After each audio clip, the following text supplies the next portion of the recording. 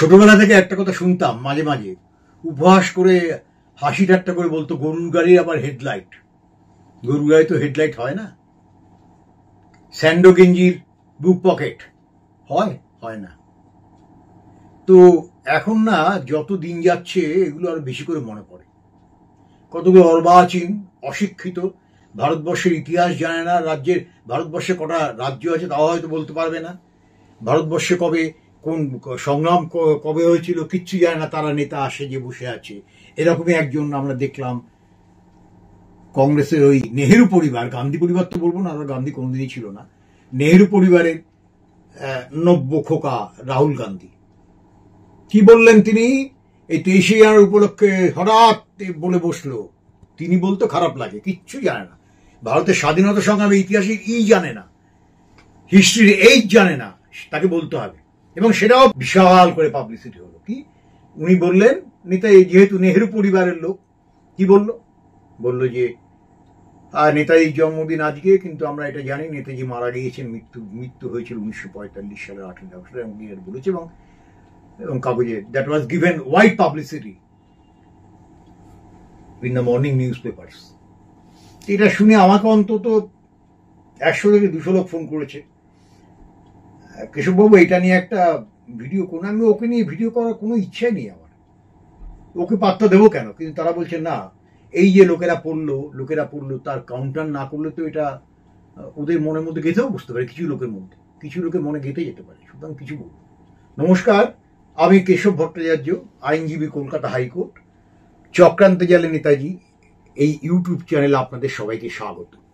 নেহেরু পরিবারের তো সবই বদমাস, নেতাজির বিরুদ্ধে চক্রান্তকারী, সবাই চক্রান্তকারী, বলে লাভ নেই, অস্বীকার করা যাবে না। নেহেরু চক্রান্তকারী, ইন্দিরা গান্ধী চক্রান্তকারী, রাজীব গান্ধী চক্রান্তকারী, রাহুল গান্ধীও না বুঝে চক্রান্ত করছে, না বুঝলে আরো বেশি করবে। তা এই হচ্ছে ঘটনা।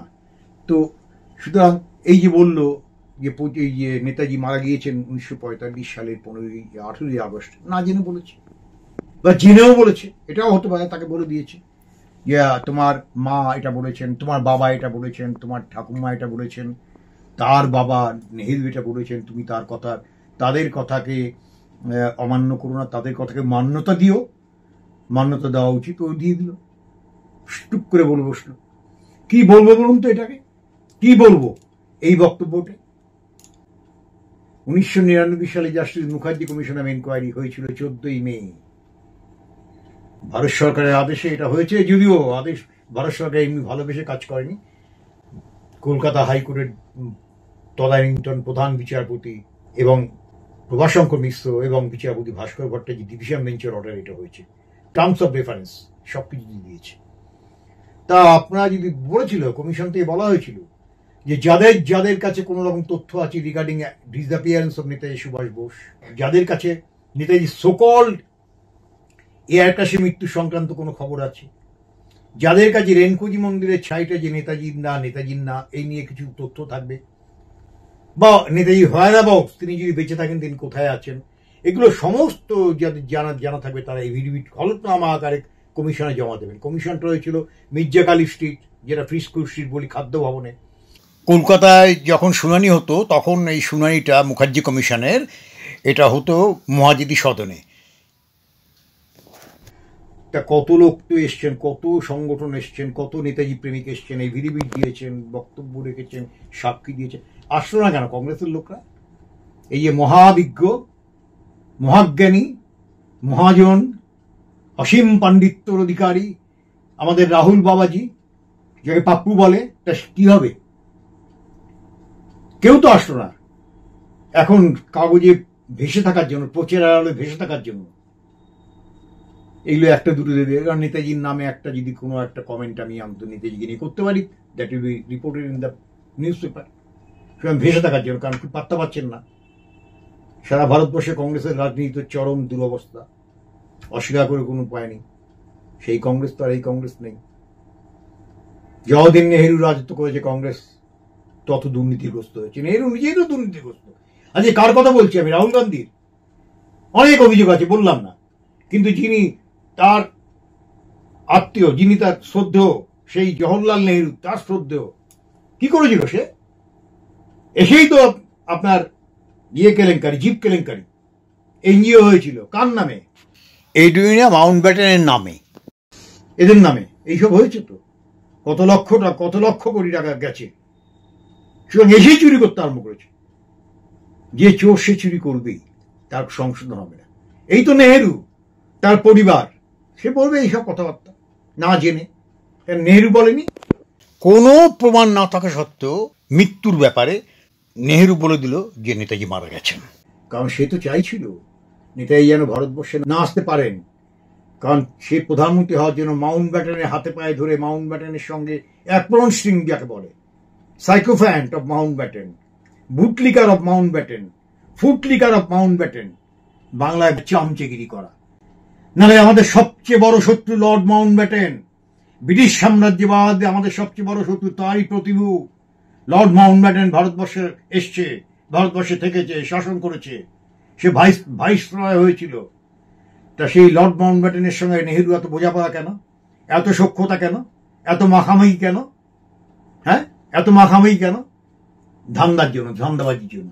কারণ নেহেরু আজ পর্যন্ত, জেনে রাখুন, টেক ইট ফ্রম মি, যদি ভুল হয় কারেকশন করে দেবেন, সংশোধন করে দেবেন, নেহেরু কোনোদিন জেলে বা ইয়েতে তথাকথিত আন্দোলন কিছু যোগদান করেছে লোক দেখানোর জন্য, কোনোদিন সে এক লাঠির বাড়িও খায়নি, বা জেলে গিয়ে তার কোনো অসুবিধা। জেলে গিয়ে তাকে মুরগির আস্ত রোস্ট প্রতিদিন দিতে হতো।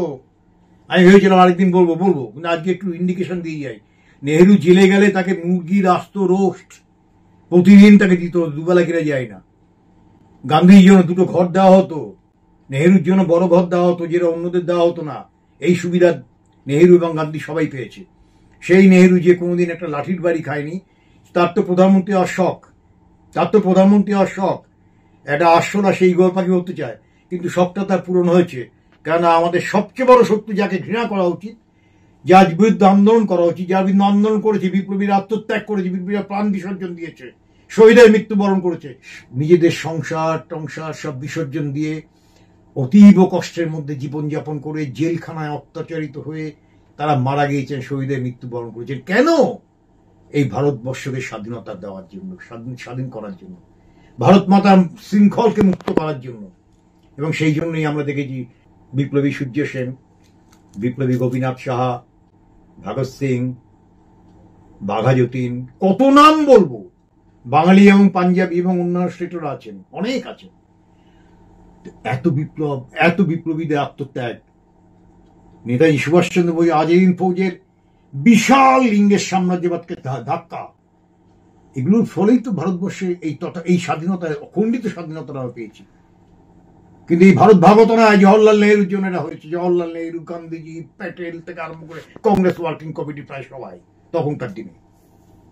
তা সেই ফ্যামিলির এই বাচ্চা ছেলে তো এটাই বলবে, তার থেকে তো এর থেকে বেশি আশা করি না। কারণ জওহরলাল বলে গেছে যে নেতাজি যদি ভারতবর্ষে ঢোকেন তাহলে সে আর প্রধানমন্ত্রীতে পারবেন না। সেই জন্য আমরা দেখি তো, অনেক ফাইল আছে আমাদের কমিশনে, আমরা ছিলাম, দেখেছি নেতাজি ভারতবর্ষে আসবার জন্য চিঠিও লিখেছিলেন। নেতাজি বেঁচে আছেন এই খবরটা দিয়েছে তাইওয়ান গভর্নমেন্ট। নেতাজি বিমান দুর্ঘটনাই হয়নি, রেনকোজি মন্দিরের ছাই নেতাজি হওয়ার প্রশ্নই নেই, রেনকোজি মন্দির পুরো ছাই হয়ে গিয়েছিল। তাও এখনো পর্যন্ত সেই নেহেরু ফ্যামিলির সেই বদ বংশধররা বলে যাচ্ছেন রেনকোজি মন্দিরের ছাই, রেনকোজি মন্দিরের ছাই, ওটাই নেতাজির ছাই। ডিএনএ করুক। অনিতা বাপ বলে একজন কে একটা মহিলা আছে, লোকে বলে ও নাকি নেতাজির মেয়ে। একেবারে দুর্দান্ত নগ্ন মিথ্যা কথা একটা। যারা এই মিথ্যা কথা বলে তার ফাটিয়ে দুটো থাপ্পড় মারো। একজন মহাকাব্যিক নায়ককে নিয়ে ইয়ার্কি মারবেন, আর আপনি ধ্যাসটামি করবেন, চ্যাংরামি করবেন, আর আপনাকে ছেড়ে দেওয়া হবে? নেহেরু বংশ তো চিরকাল মিথ্যা কথা বলে এসছে। আপনাদের মনে আছে? আমি অনেকবার বলেছি, অনেকবার আপনারা শুনেছেন। 1945 সালে সারা ভারতবর্ষে যখন আগুন জ্বলছে নেতাজির নামে, জয় হিন্দ, যেটা বীজমন্ত্র স্বাধীনতার, নেতাজি সুভাষচন্দ্র বোস স্বাধীনতা বীজমন্ত্র, যখন সমস্ত ভারতবর্ষে লাখে লাখে লোক রাস্তায় বেরিয়ে গেছে আজাদিন ফৌজের সেনাদের বিচারের, লালকেল্লায় বিচারের বিরুদ্ধে, তখন কংগ্রেস দেখলো বিচ্ছিন্ন হয়ে যাচ্ছে জনগণ থেকে, আমরা যদি রাস্তায় না বেরোই তাহলে হবে না, কংগ্রেস রাস্তায় নামলো। তখনকার দিনে সিপিআই, তারা তো নেতাজির আদ্যশ্রাদ্ধ করে এসছে, কংগ্রেসের মধ্যেই করেছে, কংগ্রেস তো সবচেয়ে বেশি করেছে। তারাও পর্যন্ত দেখলে জনগণ থেকে বিচ্ছিন্ন হয়ে যাব আমরা, সুতরাং নেতাজির নামে আমরাও রাস্তায় বেরোই, তারাও রাস্তায় বেরিয়েছিল।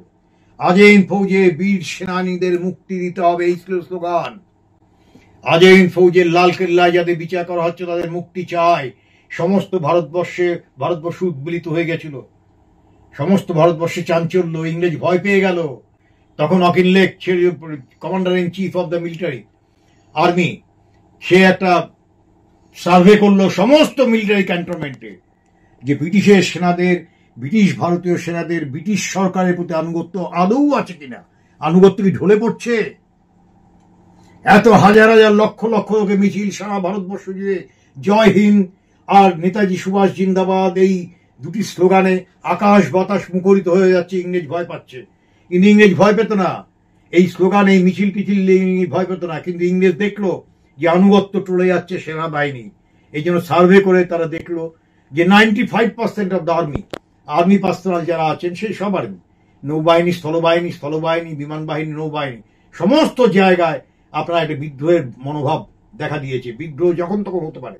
সুতরাং অকিনলেক বললেন আমরা এই দেশে আর সেফ নয়, আমাদের যেতেই হবে। অকিনলেক বললেন, চার্চিল বলেছিলেন, তখন সবাই বলেছিলেন। সুতরাং ইংরেজ তো আর এমনি যায়নি। আর যারা বলতো দ্বিতীয় বিশ্বযুদ্ধ শেষ হলেই ভারত স্বাধীন হবে, হ্যাঁ ফ্যাসিস্ট শক্তি পরাজিত হচ্ছে, তারা কি বলে? তারা ভুল বলেছে অবশ্যই। 45 সালে যদি যুদ্ধ শেষ হয়, 47 সালে স্বাধীন হলো কেন? আগে হলো না কেন? তাও তো হতো না 47 সালে সেই নেতাজি সুভাষচন্দ্র বোস যদি সে আজাদ সেনা তিনি ভারতবর্ষে না ঢুকতেন, এই স্বাধীনতা আমরা পেতাম? এই খণ্ডিত স্বাধীনতা পেতাম? সুতরাং এই ফ্যাসিবাদের বিরুদ্ধে লড়াই করলাম, লড়াই করলেই আমরা ফ্যাসিবাদ যখন পরাস্ত হবে ভারতবর্ষ স্বাধীন হবে। ঘোড়ার ডিম হয়েছে, 2 বছর পেরিয়ে গেল, 2.5 বছর পেরিয়ে গেল, তাও তো ভারত স্বাধীন হয়নি। নেতাজির ধাক্কা, আজইন ফৌজে বিচার, সমস্ত সেনাবাহিনী, স্থলবাহিনী, নৌবাহিনী, বিমান বাহিনীর মধ্যে বিদ্রোহ সূত্রপাত, বিদ্রোহের বীজ রচিত হয়ে গেছিল। ইংরেজ ভয় পেয়ে তখন ছেড়ে চলে গেল এবং যাওয়ার আগে শেষ করে গেল এই নেহরুর স্বপ্ন বা নেহরুকে প্রধানমন্ত্রী করার জন্য ভারত ভাবল। কেন? আগেও বলেছিলাম অনেকবার, আর একবার 1 মিনিটের জন্য বলি। তখন বেঙ্গল প্রেসিডেন্সি, সে ছিল সবচেয়ে বড় রাজ্য, উত্তরপ্রদেশ থেকে বড়, জনসংখ্যার বিচারেও বড়। এটা আগের ভিডিও তো আপনারা একবার দেখে নেবেন, তবু একটা দুটো লাইন বলি। জনসংখ্যার বিচারেও বড় এবং আসনের সংখ্যা বিচারেও বড়। সেই জন্য লর্ড মাউন্টব্যাটেন, যে আমাদের শত্রু, তার সঙ্গে জওহরলালের সখ্য, ভাবতে পারেন এ আমার দেশের নেতা। শিশু দিবস তার 14 নভেম্বর, একটা বিট্রায়ার। সেখানে মাউন্টব্যাটেন তাকে বলে দিল নেহরুকে যে আজকে যদি সুভাষ বোস ফেরে তাহলে এই বাংলা থেকে যে আসন আছে তার দাবি উঠবে, তাকেই প্রধানমন্ত্রী করাবে, সেই হবে, কারণ সবচেয়ে বড় রাজ্য। সুতরাং বাংলাকে ভাগ করতে হবে। সর্বনাশের বীজ রচনা করা হলো, সর্বনাশের বীজ রচনা করা হলো। ভারত ভাগ হলো, বাংলা ভাগ হলো। লক্ষ লক্ষ কোটি কোটি লোক উদ্বাস্ত হয়ে ভারতবর্ষে ফিরে আসলো। লক্ষ লক্ষ লোক, কোটি কোটি লোক, লক্ষ লক্ষ লোক মারা গেল, রায়ট হলো, সবকিছু হলো। দেশের সর্বনাশ এই নেহরু ফ্যামিলি করলো। সেই নেহরু ফ্যামিলির এক কুলাঙ্গার, সে তো এই ধরনের কথা বলবি, জানে না কিছু। নেহরু দীর্ঘদিন বলেছে নেতাজি মারা গেছেন, বারবার প্রচার করেছে, মাউন্টব্যাটেন যে বলে গেছে নেতাজির সম্বন্ধে কোনো কথা বলবে না, আজইন ফৌজের সমস্ত ফাইল লুকিয়ে রাখবে, আজইন ফৌজের লড়াই নিয়ে কোনো কথা বলবে না, কিচ্ছু বলবে না। এটা ঠিক হয়েছে? তাই জেনে শুনেই তো এটা হচ্ছে। নেহরু মারা গেছিল কবে? 64 সালে। কবে শাসন ক্ষমতা এসেছিল? 1947 সালে। এক নাগারে শাসন করে গেছে, পারিবারিক শাসন চলেছে। তারপরে নেহরুর শাসনের সময় 1955 সালে, তখন তাইওয়ানের নাম ছিল ফরমোজা। আমাদের সঙ্গে কোনো ডিপ্লোম্যাটিক রিলেশন ছিল না, কোনো কূটনৈতিক সম্পর্ক ছিল না। ব্রিটিশকে নেহরুর পক্ষ থেকে অনুরোধ করা হলো। অবশ্যই নেহরু প্রধানমন্ত্রী। এখন যদি বলে না নেহরু তো জানতেন না, ওসব নকশা মারা কথাবার্তা বলে তো লাভ নেই। অনেকেই বলে আমি মুখ্যমন্ত্রী, আমি কি করে জানবো আমার কোন মন্ত্রী চুরি করেছে, এসব কথা বলে লাভ নেই।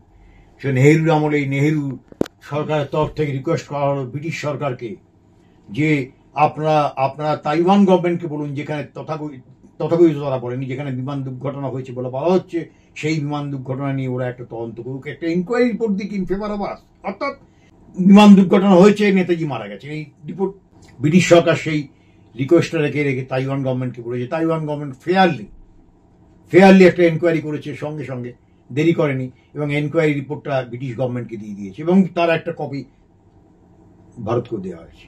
ভারতীয় হাইকমিশন থেকে ভারতে চলে এসেছে।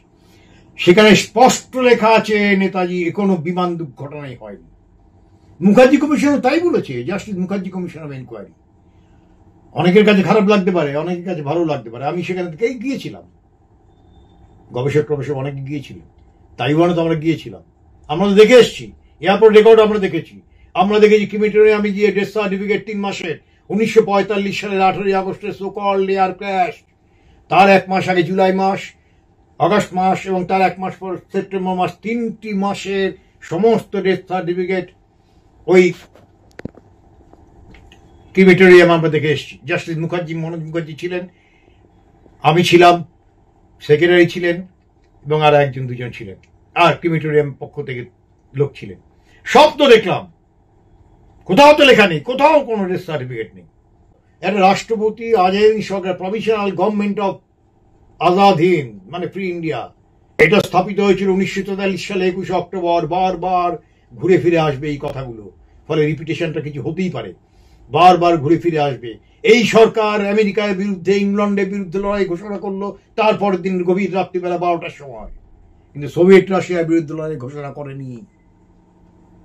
কেন? নেতাজি সোভিয়েত রাশিয়ার সমাজতান্ত্রিক একটা দেশ, কমরেড লেনিনের নেতৃত্বে সেখানে সমাজতান্ত্রিক বিপ্লব হয়েছে, তারপরে স্ট্যালিন এসছে, সুতরাং তার বিরুদ্ধে নেতাজি কোনো যুদ্ধ ঘোষণা করেনি। আমরা তো এটা জানি। সেই দেশটাকে স্বীকৃতি দিয়েছিল প্রায় 11টা দেশ, ইভেন রাশিয়া। এখন তথ্য বলছে রাশিয়া স্বীকৃতি দিয়েছিল, কারণ রাশিয়ার সাইবেরিয়ায় ওমস্ক, আমরা সাইবেরিয়ায় গিয়েছি, আমরা ওমস্কে গেছি, ইরকুটস্ক শহরে গেছি, আমি গেছি, কমিশন গেছেন, তো আমরা গিয়ে দেখেছি, অনেক তথ্য আছে ওখানে। বলেছে তো আমাকে সাইবেরিয়া, ওমস্ক এবং ইরকুটস্ক শহরের যে আর্কাইভাল ডকুমেন্টের জন্য আমরা গেছিলাম, সে আর্কাইভস থেকে আমাদের বলা হয়েছিল যে আজ কেজিবি, এখন ফেডারেল সিকিউরিটি ব্যুরো, এফএসবি, কেজিবির কাছে সব ডকুমেন্ট আছে। আপনারা যদি চান, আপনাদের সরকারের মাধ্যমে যদি অ্যাপ্রোচ করা হয়, তাহলে কেজিবি ডকুমেন্ট দিতে পারবে, দেবে। আমাদের সঙ্গে অ্যাপ্রোচ করেনি, কেউ করেনি।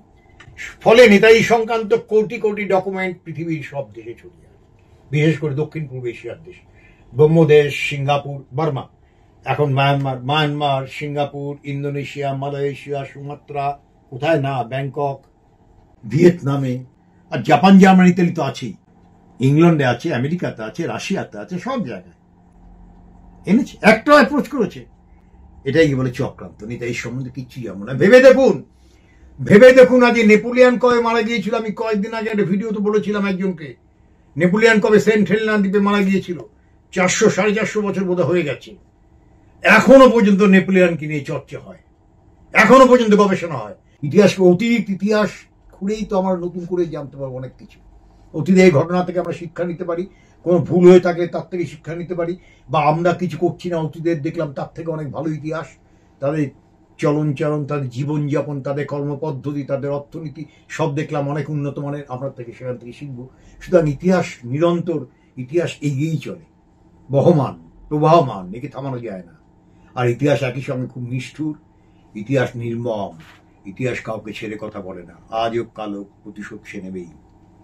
সেই কারণে এই যে জওহরলাল নেহরু সব জেনেও, নেতাজি বেঁচে আছেন জেনেও, দুর্ঘটনা হয়েছে জেনেও, এই যে শয়তানি করেছেন, এই যে বদমাইশি করেছেন তার কুচক্রীদের নিয়ে, হেডেড বাই গান্ধীজিও তাই ছিল তো, এই অস্বীকার কোনো উপায় নেই।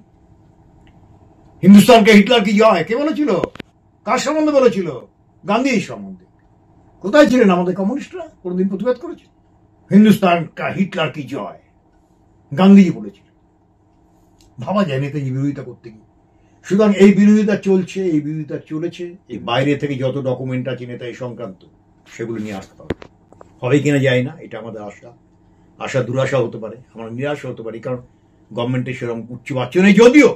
যদিও আমি এখনো বলছি, লালকেল্লায়, তারপরে দিল্লির গেটওয়ে, সেখানে নেতাজির যে অসাধারণ মূর্তি বসেছে, এগুলোর জন্য আমি এই বর্তমান সরকার, কেন্দ্রীয় সরকারকে এই জন্য ধন্যবাদ জানাবো। কিন্তু কাজ কমপ্লিট নয়, কাজ কিছু সবটা হয়নি। যদি 20% হয়েছে, 80% বাকি। সুতরাং সমস্ত রেকর্ডগুলো আনতে হবে, এগুলো করতে হবে। নেতাজি রহস্য, নেতাজি দুর্ঘটনা তো হয়নি, ওটা নিয়ে ভাবারও দরকার নেই, কিন্তু নেতাজি জীবন আদর্শ, নেতাজি কাজকর্ম, জাপানে কিভাবে কাজ করেছিলেন, জার্মানিতে কিভাবে কাজ করেছিলেন, আজাদ ফৌজ কিভাবে লড়াই করেছিল, এই ইতিহাসে লেখা নেই। আজ ডিসকভারি অফ ইন্ডিয়া, ভারতের সন্ধানে, জওহরলাল নেহরুর একটা ভালো বই, অনেকে ছোটবেলা থেকে শুনেছি, ছোটবেলায় কলেজ লাইফ থেকে, জওহরলালের ঐতিহাসিক বই, তার খুব ভালো ইংরেজি লেখা। ইংরেজি ভারত জন্য তো জওহরলালের বই পড়বো না, পড়বো সেই ইতিহাসের ভারত সন্ধানে, ডিসকভারি অফ ইন্ডিয়া তিনি কি লিখেছে। কিছু আছে, আমি কয়েকটা ধারাবাহিক আমি করবো এই বইটা নিয়ে। কিছু আছে তাতে নেতাজির কন্ট্রিবিউশন নিয়ে। প্ল্যানিং কমিশন নেতাজি সুভাষচন্দ্র বসু পরিকল্পনায় হয়েছিল, তিনি ছিলেন মূল পরিকল্পনাকারী। আছে কিন্তু তার নামটা কিচ্ছু নেই, কিচ্ছু নেই। আজিম ফৌজের লড়াই কি আছে, আমরা পরে দেখিয়ে দেবো আপনাদের ডিসকভারি অফ ইন্ডিয়াতে কি লেখা আছে। পাশাপাশি doctor Rameshchandra Majumdar history of the freedom movement in ইন্ডিয়াতে কি লেখা আছে সেটাও আস্তে আস্তে আমরা জানাবো। তা সেই কারণে আজকে রাহুল গান্ধী ওই অর্বাচীন, ওই অশিক্ষিত, ওই রাজনীতিতে নতুন, কিচ্ছু রাজনীতি যায় না, ভারতের কটা রাজ্য সেটা হয়তো বলতে পারবে না, কংগ্রেস দলটা কবে প্রতিষ্ঠিত হয়েছিল সেটাও বলতে পারবে না, কংগ্রেসের সভাপতি কারা কারা হয়েছিল সেও জানে না। কি জানার দরকার নেই তো। পারিবারিক শাসন তো, পারিবারিক শাসন। একটা বাচ্চা ছেলে আসলো, তাকে সবাই মিলে বুড়ো লাগিয়ে তাকে তেল দিতে আরম্ভ করলো, তার পা চাটতে আরম্ভ করলো, ক্ষমতায় থাকতে হবে। সুতরাং এই একটা অর্বাচীন, একটা মূর্খ, একটা চক্রান্তকারী বংশের একজন, তার কথায় গুরুত্ব আমি দিতাম না, কিন্তু যেহেতু এটা কাগজে ওয়াইড পাবলিসিটি পেয়েছে, লোকেরা জেনেছে, সুতরাং এটা প্রতিবাদটা করা দরকার বলে আজকে প্রতিবাদ করলাম। আশা করি আপনাদের ভালো লাগবে। ভালো লেগেছে যদি এই নিয়ে কোনো কমেন্ট করতে হয় কমেন্ট করবেন, আর আমার এই ইউটিউব চ্যানেলটা অবশ্যই সাবস্ক্রাইব করবেন। নমস্কার, আপনারা ভালো থাকবেন। জয় হিন্দ, নেতাজি সুভাষ জিন্দাবাদ।